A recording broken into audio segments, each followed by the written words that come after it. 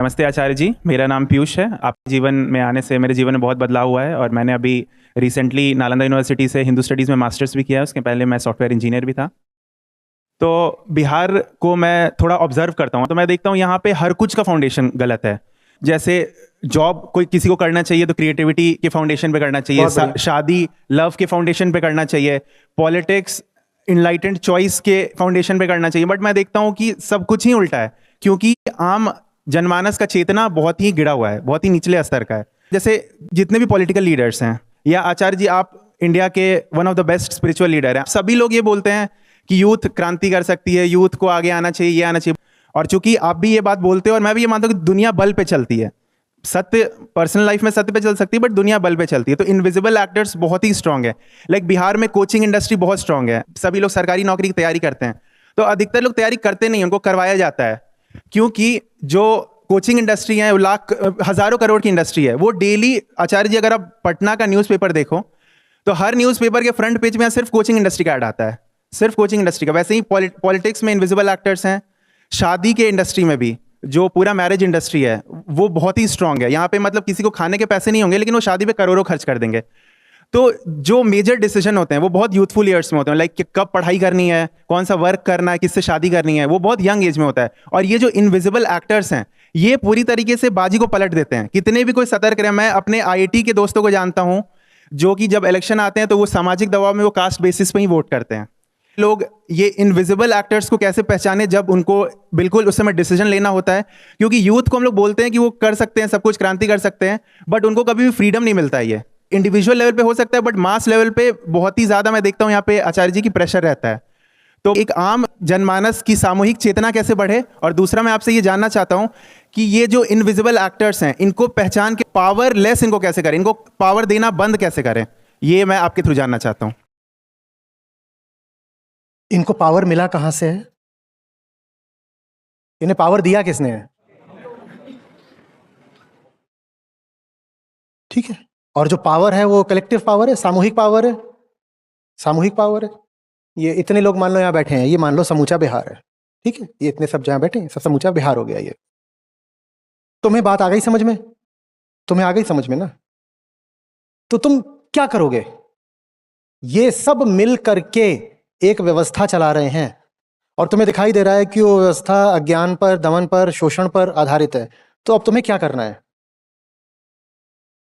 विकल्प तुम्हारे हाथ में है। तीन तरह के विकल्प होते हैं। जो व्यवस्था चल रही है वो चल इसीलिए रही है क्योंकि उसमें जो शोषित भी है उसके लिए भी कुछ है।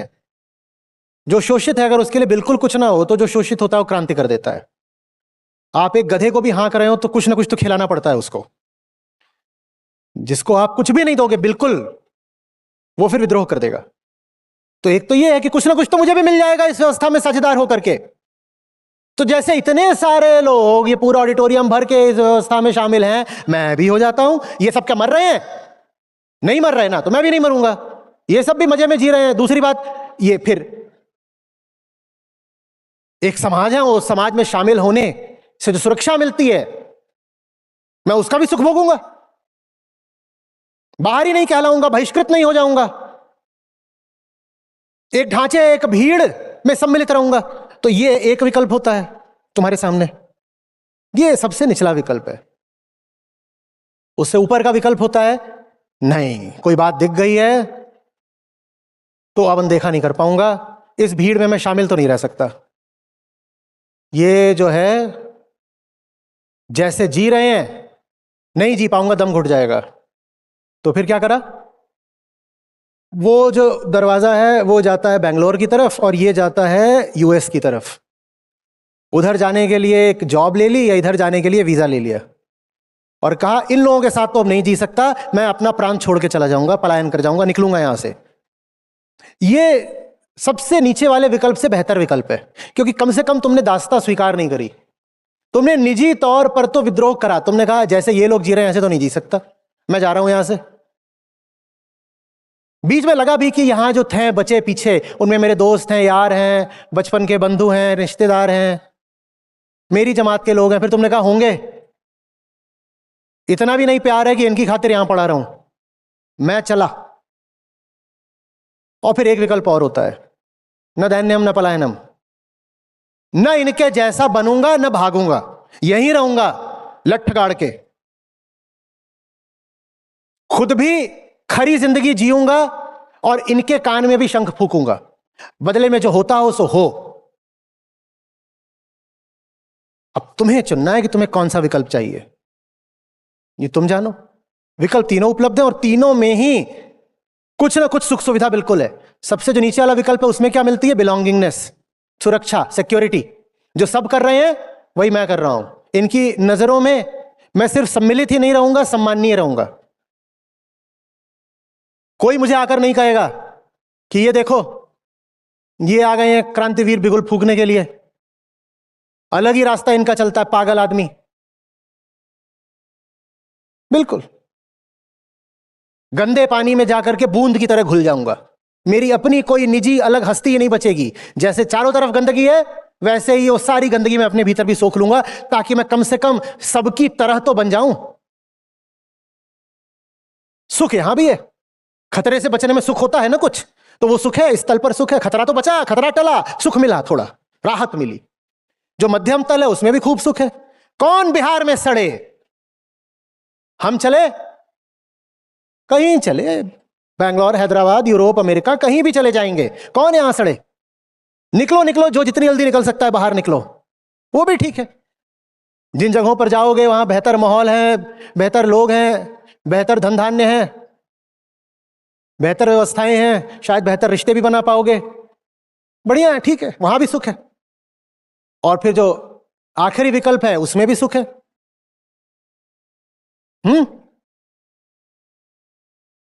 ऐसी भी क्या भूख यारों कि जिधर चारा मिला चल दिए। देखो खड़ा हूं मैं अपनी धरती पर, देखो खड़ा हूं मैं अपनी मिट्टी पर, अपने हाथों में अपना हल लिए। तुम्हें चुनना है। और मिट्टी अगर गंदी हो गई हो और तुम खोदोगे, खनोगे, हल चलाओगे तो पता नहीं उसमें से क्या क्या निकल पड़े। सांप बिच्छू तो ठीक है, लैंडमाइन भी हो सकती है। तुम चले थे मिट्टी बदलने, हो गया विस्फोट और मारे गए, कुछ भी हो सकता है। लेकिन इस पहले तल का भी अपना एक सुख है। ये तुम पर निर्भर करता है कि तुम्हें किस तल का सुख चाहिए जीवन में। सुख तो सभी चाहते हैं, मनुष्य का स्वभाव ही है सच्चिदानंद। आनंद के बिना चेतना छटपटाती है। पर मनुष्य और मनुष्य में अंतर यह होता है कि कौन किस तल का सुख चुन रहा है। सुख तो पशु भी चुनता है।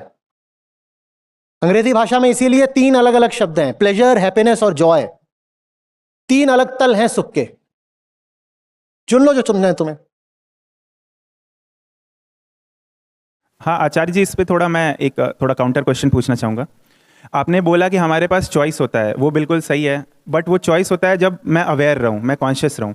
बट मैं बिहार में ये देखा हूँ कि जो दो सबसे इंपॉर्टेंट चीज़ हैं, एक है वर्क, दूसरा है मैरिज। ये दोनों चूज करने के पहले इतना इग्नोरेंट रखा जाता है लड़कियों को। तुम लोग भी इग्नोरेंट रहोगे अब शादी चुप करने से पहले या काम चुनने से पहले? पूछ रहा हूं, ईमानदारी से बोलना, मेरा दिल रखने के लिए नहीं। और जैसा आचार्य जी बृहदारण्यक उपनिषद में भी है, याज्ञवल्क्य मैत्री संवाद। अभी इस ललकार से क्या समझ में आया?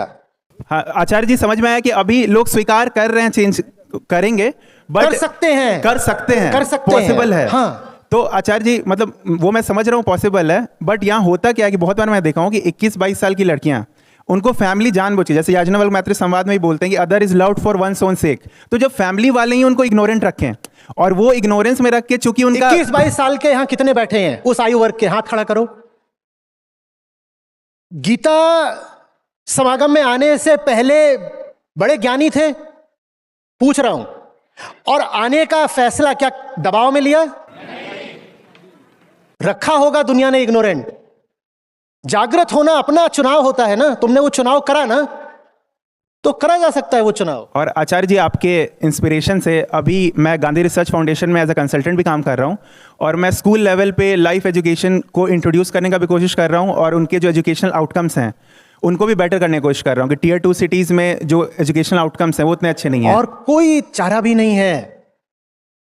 देखो, जगत तो संयोगिक है। प्रकृति का, ब्रह्मांड का तंत्र इतना विशाल है कि उसमें क्या होता है, कब होता है, क्यों होता है, इसका कोई हिसाब ही नहीं रखा जा सकता। हम यहां बैठे बात कर रहे हैं, अभी भूकंप आ सकता है, बिल्कुल आ सकता है। हम यहां बैठे बात कर रहे हैं, पता नहीं क्या हो जाए, ट्रंप क्या कर दे, उसका असर चीन पे क्या पड़ जाए, चीन भारत के खिलाफ युद्ध छेड़ दे, यहां बम गिरा दे। आप कहोगे ये क्या है, लेना देना कुछ नहीं, बम खा गए। कुछ भी कभी भी हो सकता है। आप यहां खड़े हो, आपको क्या पता किसी के शरीर में कौन सी बीमारी पल रही है। अभी आप यहां पर हो, 2 दिन बाद हो सकता है कैंसर निकल आए, क्या पता, क्या पता। तो आप जितना गिनाओगे बाहर के हालात, उतनी गिनती अभी बाकी रह जाएगी। जितना गिनाओगे कम है, अभी और भी बहुत कुछ हो सकता है, अनुकूल प्रतिकूल, अनुकूल प्रतिकूल, संयोग संयोग, गिनते रहो, क्या मिलेगा। यह बात आपके उतर क्यों नहीं रही है भीतर, बिल्कुल, कि आपके पास बस आपका चुनाव है और कुछ नहीं, और कुछ नहीं। मत बताओ कि कितना कोहरा है घना, देखो कि अब तुम्हें क्या करना है। शिकायत करने से, रोने से, ये करने से, ये बताने से क्या हो जाएगा। और जिंदगी तो कटने की चीज है। जिंदगी काटने के लिए इससे सुंदर कोई बहाना मिल सकता है क्या, कि किसी सार्थक संघर्ष में कट गई, पता भी नहीं चला कब कट गई। जी रहे थे, जी रहे थे, लड़ रहे थे, लड़ रहे थे, लड़ रहे थे, फुर्सत ही नहीं थी अपने सुख दुख गिनने की। एक दिन भैंसे वाला आया, उसको भी बोला कि तू 2 मिनट रुक, पहले काम है, कुछ आखिरी हस्ताक्षर कर दूं और पूरा चल।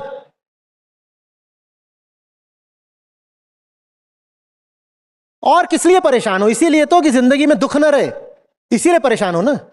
हाँ, तो चुन लो कोई सार्थक संघर्ष। दुख होगा भी तो दुख को भाव देने की फुर्सत नहीं मिलेगी। है दुख, पर दुख की तरफ देखने की फुर्सत ही नहीं है। दुख तो बहुत है, पर दुख के बारे में सोचे कौन। काम बहुत है, और काम ऐसा है कि हम जानते हैं कि आवश्यक है। युद्ध ऐसा है कि जिससे एक पल के लिए पीछे नहीं हट सकते। अब कौन गिने कि कितना दुख है, होगा होगा पड़ा रहे। और कौन गिने कि कितना सुख है, सुख भी आता है, संयोग है दोनों। आचार्य जी, एक छोटी सी बात और बोलना चाहूँगा आपको। बिहार में कोचिंग इंडस्ट्री बहुत ही मजबूत है। यहाँ पे 4th 5th से बच्चे आईटी वगैरह की तैयारी करने लगते हैं। तो आपके थ्रू मैं चाहता हूँ आचार्य जी कि आप यहाँ के पेरेंट्स को संदेश दें कि लाइफ एजुकेशन भी उतना ही इंपॉर्टेंट है, और उसको वो लोग ना थोड़े खुले विचार से अडॉप्ट करें। इनको संदेश की जरूरत ही नहीं है, इनके सामने मैं खड़ा हूं। क्या जिन चीजों की कोचिंग होती है उन्हीं को छोड़ के तो आपके सामने और आपके बीच खड़ा हूं। काहे की कोचिंग करती हो, इसी चीज की तो, आईआईटी की, आईआईएम की, यूपीएससी की, इसी की तो करते हो। तो अब मैं अलग से संदेश क्या दूं, ये जो यहां खड़ा हूं यही संदेश है। बहुत बहुत धन्यवाद आचार्य जी।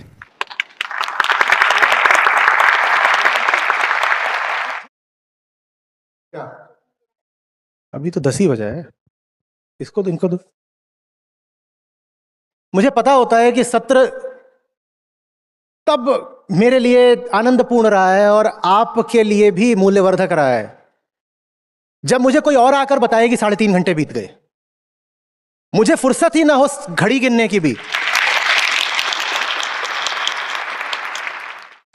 तब आश्वस्ति रहती है कि आज जो हुआ उसमें मेरे लिए आनंद और आपके लिए मूल्य था।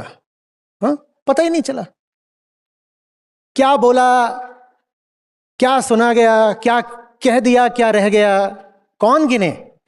जो भी बात थी वो हार्दिक थी। हृदय समय का उल्लंघन कर जाता है, घड़ी पीछे टिक टिक कर रही होगी, हमें नहीं पता चला।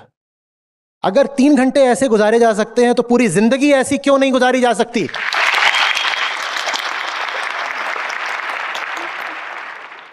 बोलो। प्रणाम आचार्य जी, मेरा नाम नंदिनी है।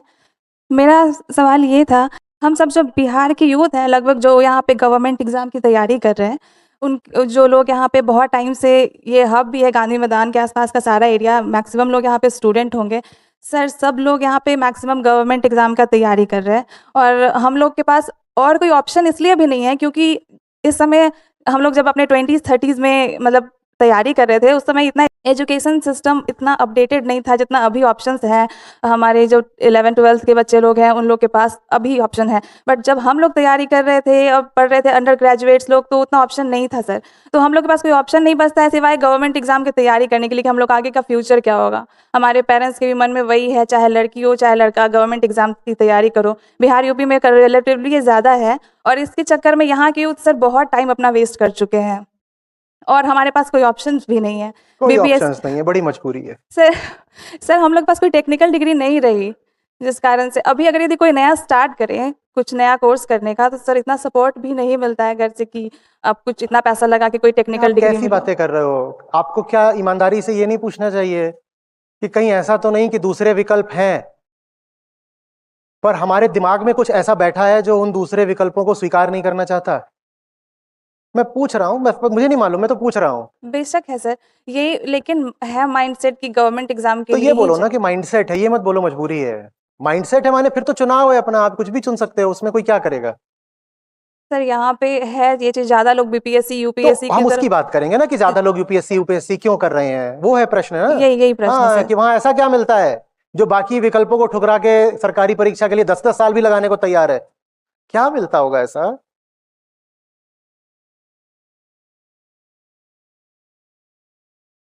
बेटियों के बाप कितने बैठे हैं यहाँ पे जिन्होंने शादी की हो, और शादी की तो दहेज तो दिया ही है। क्या मिलता है ऐसा सरकारी नौकरी में, मुझे नहीं मालूम। पुत्रियों के सब पिता लोग बताएं। अच्छा अच्छा अच्छा, मजबूरी है, बहुत मजबूरी की बात है। पर ये तो सब बेटियों के जो बाप बैठे हैं वो कह रहे हैं बात दहेज की भी है, बात टेबल के नीचे से जो घूस मिलती है उसकी भी है। बिल्कुल आप जो बात कह रही हैं उसमें सच्चाई होगी, पर मेरा काम है उसमें जितना झूठ है उसको हटाना। बाकी आपकी बात हो सकता है सच हो, मैं उसको सम्मान करता हूं। जब हवाओं में यह फैल गया हो कि जिंदगी के मजे तो इसमें हैं कि सरकारी गाड़ी हो और एक टांग बाहर निकाल के उसमें बैठे हैं और किसी अविकसित कस्बे में बिल्कुल धूम मचा रहे हैं, चौड़ दिखा रहे हैं, और जिसको चाहते हैं उसी को डंडा जमा देते हैं, यही तो है असली बात।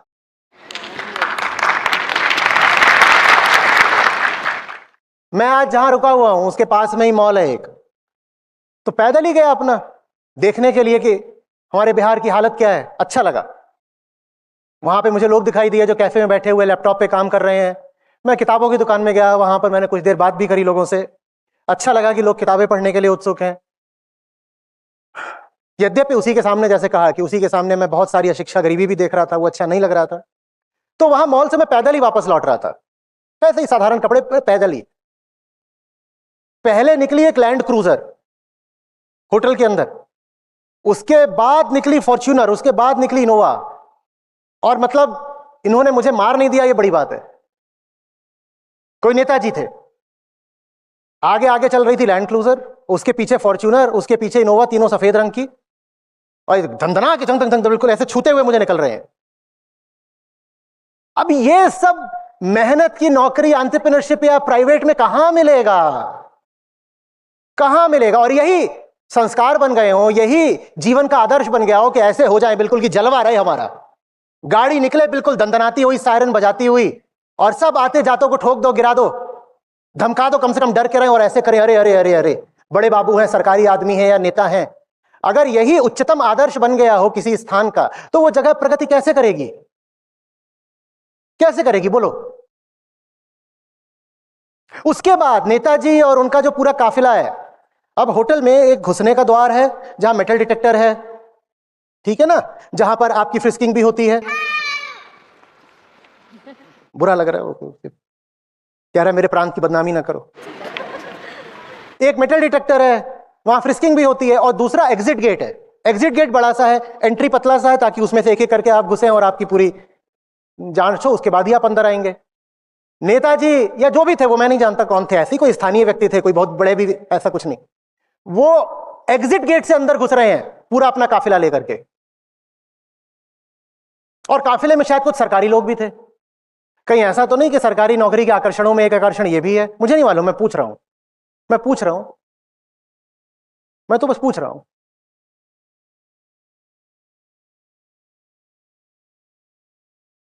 अब क्या करें अगर ऐसी बात है तो? क्यों बोल रहे हो कि दूसरे विकल्प खुले नहीं हुए हैं? क्यों बोल रहे हो? 10-10 साल लग करके एक क्लर्क की नौकरी के लिए भी आप राजी हो जाते हो।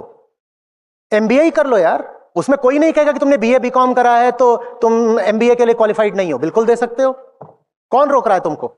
एआई नया आया है, अगर आपके पास कंप्यूटर इंजीनियरिंग की डिग्री नहीं भी है लेकिन एक साधारण लॉजिकल एबिलिटी है तो आप एआई का कोर्स कर सकते हैं। न जाने कितने और रास्ते हैं जो खुले हुए हैं, न जाने कितने रास्ते हैं जो खुले हुए हैं। पर आप दिल्ली चले जाइए, मुखर्जी नगर, जिया सराय, इन सब जगहों पर चले जाइए, शायद 1/3 वहां पर जो पूरे जमात है वो हमारे प्रदेश से होगी। ऐसा क्या आकर्षण है? क्या आकर्षण है?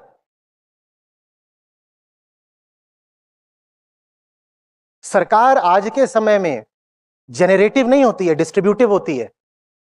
माने बनाती वो कुछ नहीं है, बनाने का समय तब था जब कुछ पीएसयू वगैरह होते थे जहां उत्पादन होता था, वो सब बंद हो गया। आज सरकार डिस्ट्रीब्यूटिव होती है, वेलफेयर स्टेट है ना। तो पूरी सरकारी व्यवस्था के हाथ में जो टैक्स पेयर है, करदाता, उसका पैसा होता है और उसके हाथ में वो पैसा होता है कि डिस्ट्रीब्यूट करो। बस यही आकर्षण है। मेरे पास पैसा आएगा, मेरे पास डिस्क्रिशनरी पावर भी रहेंगे, तो उसमें से हो सकता है कि कुछ नहीं, मैं आरोप नहीं लगा रहा, मैं सवाल पूछ रहा हूं।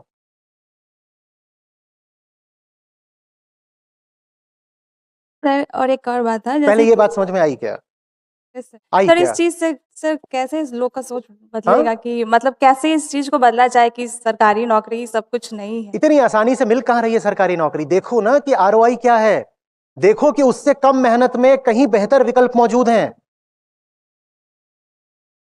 क्या करोगे वहां पर जाकर के? वैसा कुछ नहीं है जैसा कि पुश्तों ने बताया है कि सरकारी बाबू बन जाओगे तो ये हो जाएगा, वो हो जाएगा। बहुत ग्लैमराइज किया जाता है सर इस चीज बहुत को। ग्लैमराइज भी किया जाता है सर। और ये कौन ग्लैमराइज खड़ा है कह रहे सरकारी नौकरी में बड़ा ग्लैमर है, इधर कम है क्या? नहीं नहीं नहीं नहीं बिल्कुल नहीं सर। जिन स्टूडेंट्स का सरकारी नौकरियों के लिए आप जान देते हो,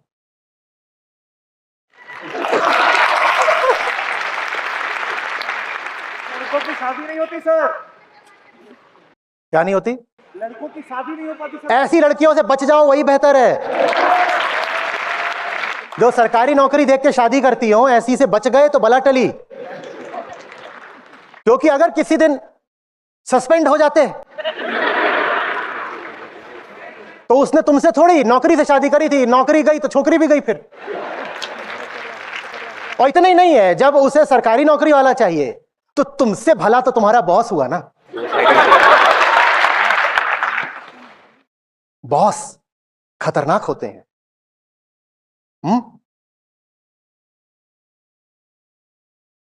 क्या हो गया? आप समझ गई हैं या जा रही हैं? क्या हुआ?